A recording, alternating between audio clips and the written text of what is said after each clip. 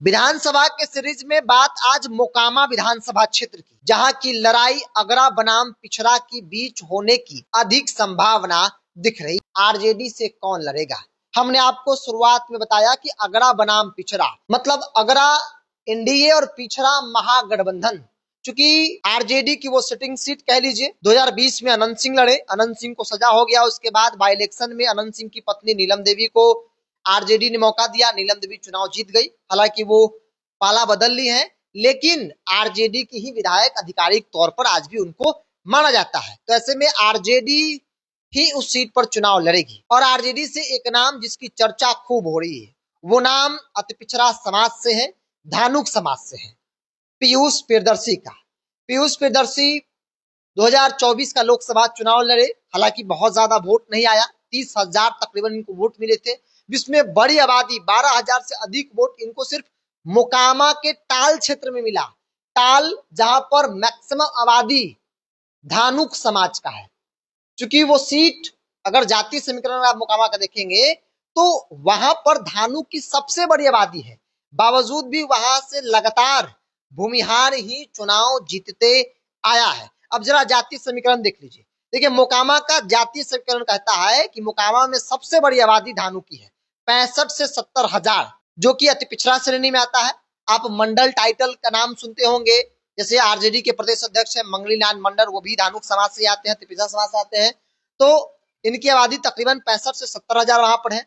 पीयूष प्रियदर्शी युवा चेहरे हैं, पढ़े लिखे हैं और क्षेत्र में लगातार सक्रिय है। हर रोज अलग अलग गांव में जाकर जनसंपर्क कर रहे हैं, मतलब कि पूरी तरीके से एक्टिव मूड में है। युद्ध स्तर पर पीयूष प्रियदर्शी की तैयारी जो है वो मोकामा में चल रही है। पीयूष प्रियदर्शी धानुक समाज से आते हैं और धानुक समाज की यहाँ पर आबादी 65 से 70,000 है। बड़ी बात यह है कि सबसे बड़ी आबादी है, लेकिन अब तक कई चुनावों को अगर आप देख लेंगे तो वहां पर भूमिहार बनाम भूमिहार की लड़ाई होती रही, जिसमें अनंत सिंह ज्यादातर बार जो है वो चुनाव जीतते रहे। चूंकि अनंत सिंह बाहुबली की छवि है और ऐसे में वो अपने प्रभाव में वोटरों को कर लेते थे। लेकिन इस बार एक बड़े चैलेंज जरूर है, अनंत सिंह अगर उम्मीदवार होंगे तो एक बड़ा संकट जरूर है। अगर अगरा पिछड़ा का माहौल बना तो अनंत सिंह एनडीए गठबंधन के लिए मोकामा का सीट निकालना एक बड़ी चुनौती के तौर पर देखा जा रहा है। पीयूष प्रियदर्शी अति पिछड़ा समाज से आते हैं, धानुक समाज से आते हैं, जिसकी बड़ी आबादी वहां पर है। टाल के इलाकों में मैक्सिमम आबादी जो है वहां पर धानुक का ही है।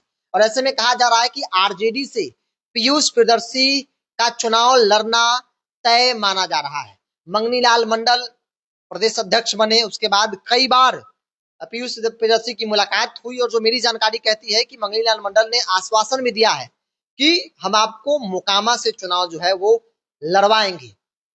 क्योंकि आरजेडी भी मिथ को तोड़ना चाहती है कि सिर्फ भूमिहार ही वहां पर चुनाव जीत सकता है, जबकि वहां पर अति पिछड़ा की बड़ी आबादी है, बावजूद भी भूमिहार वहां से लगातार चुनाव जीतता रहा है।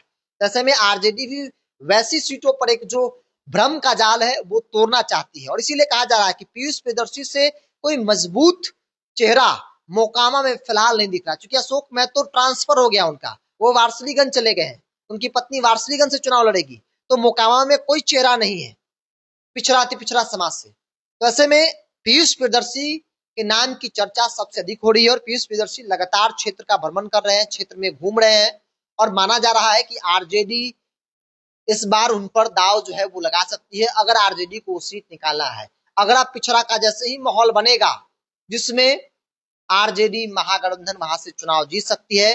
चूंकि वहां पर यादव की भी आबादी है, मुसलमान भी बहुत बड़ी संख्या नहीं है लेकिन है, कुर्मी है, तो कुल मिलाकर एक मजबूत समीकरण जो है वहां पर बन रहा है।